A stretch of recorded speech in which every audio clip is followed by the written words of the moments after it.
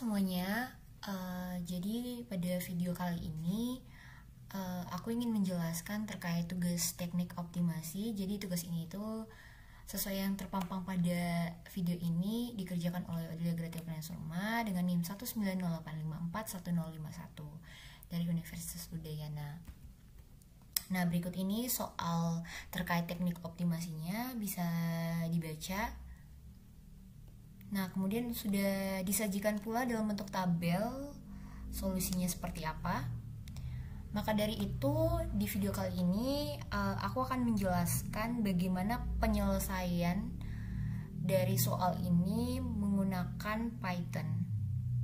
Nah, sebelum kita beranjak menggunakan Python, terlebih dahulu kita akan melihat apa saja yang diketahui, atau dengan kata lain kita menentukan dulu fungsi kendalanya apa dan juga fungsi tujuannya apa. Nah, terkait penyelesaian berdasarkan soal di halaman sebelumnya itu kita misalin dulu, x-nya itu misalkan Bangkok dan y-nya Cangkir. Nah, setelah kita misalin kita peroleh fungsi kendala. Nah, fungsi kendala pertama itu adalah x tambah 2y kurang dari sama dengan 40. Nah, fungsi kendala ini itu mewakili tenaga kerja. Jadi tenaga kerja yang dibutuhkan di sini itu mangkoknya x, cangkirnya 2y itu kurang dari sama dengan 40. Kemudian fungsi kendala yang kedua itu 3x tambah 2y kurang dari sama dengan 120 itu mewakili sumber daya tanah liatnya. Nah, setelah itu kita peroleh fungsi tujuan. Nah, ingat, untuk fungsi tujuannya pada optimasi itu ada dua, meminimumkan dan memaksimumkan. Kebetulan pada soalnya itu memaksimumkan laba, di mana fungsinya itu kita beri simbol Z. Nah, itu fungsi tujuannya itu 4000X tambah 5000Y. Berikutnya kita akan masuk ke sesi coding dengan Python. Baik, berikut ini adalah tampilan kode Python dalam pengodingan teknik optimasi terkait soal sebelumnya.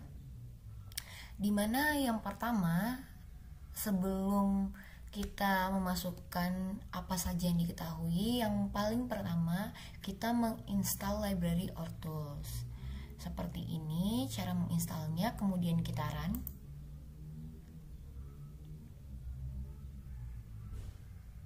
Nah, kalau keluar seperti ini, hasil runnya berarti library or tools telah terinstall. Selanjutnya, hal pertama yang kita lakukan adalah kita mengimport pembungkus solver linear. Nah, kodenya seperti ini. Nah, setelah mengimport pembungkus solver linear, berikutnya kita mendefinisikan linear programming example. Nah, dalam mendefinisikan linear programming example, yang pertama itu kita mendeklarasikan solver linear programming menggunakan glob. Jadi solvernya ini itu kita menggunakan fungsi ini untuk memanggil glob. Nah, kalau misalkan nanti tidak ditemukannya pemecah masalah dari soal tersebut, maka dia akan berhenti. Nah, selanjutnya baru kita membuat variabel x dan y. Nah, untuk variabel x dan y sendiri itu mulai dari 0 sampai tak terhingga. Nah, fungsinya itu adalah solver.numVar, dimana numVar-nya ini n huruf kapital, v-nya juga huruf kapital. Kemudian print number of variables itu sama dengan solver.numVariables. Nah, ini maksudnya number of variables ini nanti ada berapakah, pas kita run ada berapakah variabelnya. Jadi kan kita bisa lihat di sini itu variabelnya cuma ada 2. Jadi nanti pas kita run number of variablesnya itu 2. Kemudian yang kedua, kita memasukkan fungsi kendala. Nah, fungsi kendala ini juga disebut constraints. Nah, fungsi kendala ini itu ada 2 tadi, yaitu fungsi kendala terhadap sumber daya jumlah tenaga kerja dan jam kerja dan juga sumber daya tanah liatnya. Nah, yang pertama ini adalah tenaga kerja. Nah, constraint-nya itu x tambah 2y kurang dari sama dengan 40. Nah, untuk memanggil fungsi kendalanya itu kita menggunakan fungsi solver.add dalam kurung x tambah 2y ini kita karena berupa perkalian, jadi kita menggunakan star x tambah 2 star y kurang dari sama dengan 40. Begitupun dengan constraint yang berikutnya. Kemudian sama seperti yang variabel tadi, print number of constraint. Jadi number of constraint ini itu untuk menunjukkan ada berapa constraint yang ada pada soal tersebut. Di sini kan ada 2, nanti yang keluar juga angka 2. Nah, selanjutnya kita memasukkan fungsi tujuan atau objective function. Nah, itu untuk memanggil objective functionnya itu kita menggunakan fungsi solver.maximize 4000 star x tambah 5000 star y. Kemudian baru kita memanggil solvernya. Nah, untuk memanggil solvernya sini status sama dengan solver.solve. Setelah itu untuk menampilkan solusinya kita menggunakan fungsi if dan else. Nah, kalau fungsi if status karena tadi di awalnya kita mengimport pywra plp.solver.optimal, jadi di if status ini itu yang kita print itu ada 4, yaitu print solution, print objective value. Jadi objective value-nya itu berapa sih ketika nilai x-nya ada dan y-nya ada, berapa laba maksimumnya, nilai laba maksimumnya. Nah, itu akan keluar berdasarkan perintah print objective value. Kemudian print x dan print y itu mau menunjukkan akan mencapai laba maksimum ketika nilai x-nya berapa dan y-nya berapa. Nah, else print the problem does not have an optimal solution, itu kalau misalkan memang masalah ini tidak memiliki solusi optimalnya. Nah, untuk yang ini problem solve in millisecond dan problem solve in iteration itu cuma menunjukkan ketika kita run butuh berapa waktu untuk menghasilkan solusinya dan berapa iterasi yang digunakan. Nah, langsung saja kita merun. Setelah sudah ada kodenya, kita langsung run saja.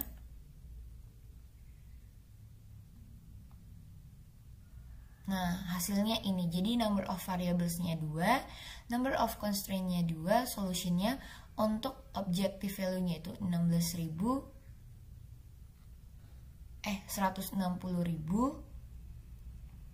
Nah, 160.000 ini didapatkan ketika x-nya sama dengan 40 dan y-nya 0.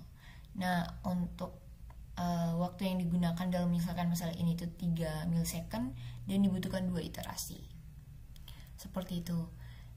Berikutnya kita ingin membuat grafik. Nah, untuk membuat grafik itu yang pertama yang kita lakukan adalah kita harus mengimport matplotlib.pyplot smpl dan import numpy snp. Nah, ini kita run dulu.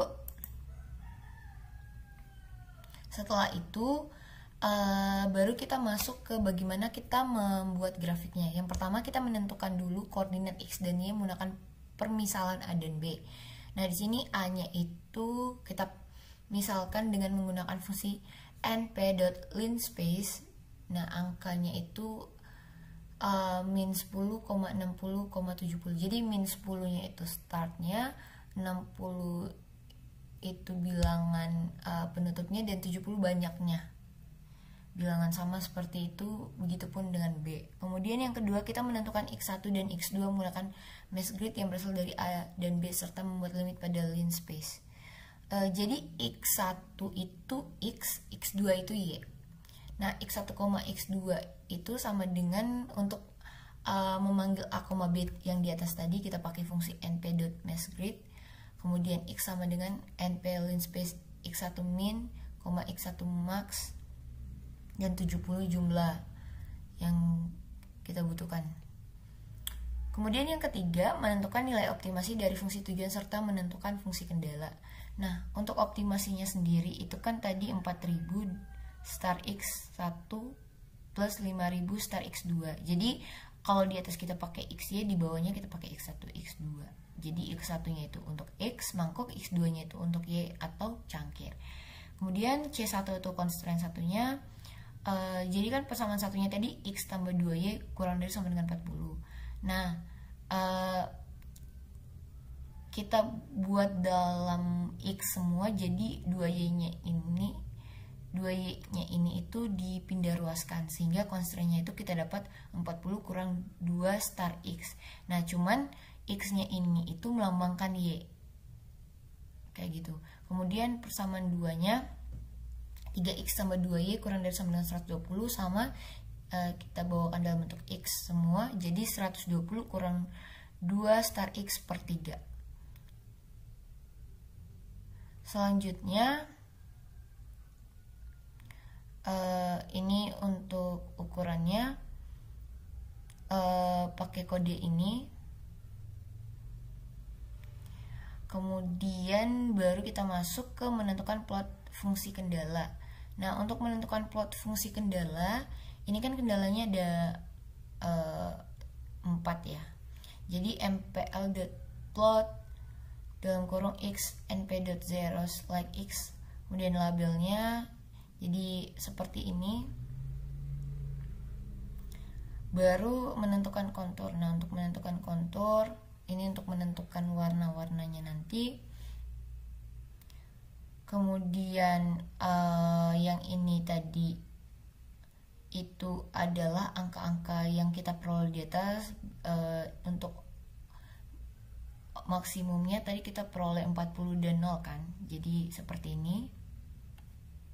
Baru kita mpl.xlim, mpl.ylim, mpl title.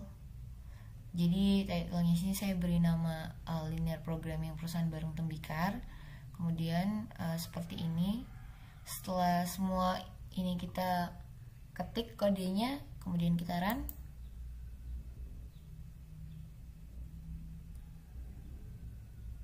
Nah, seperti ini. Jadi ini merupakan constraint-nya. Jadi yang bintang ini optimal untuk maksimum dan minimum. Nah, ini gambarnya bisa dilihat. Ya.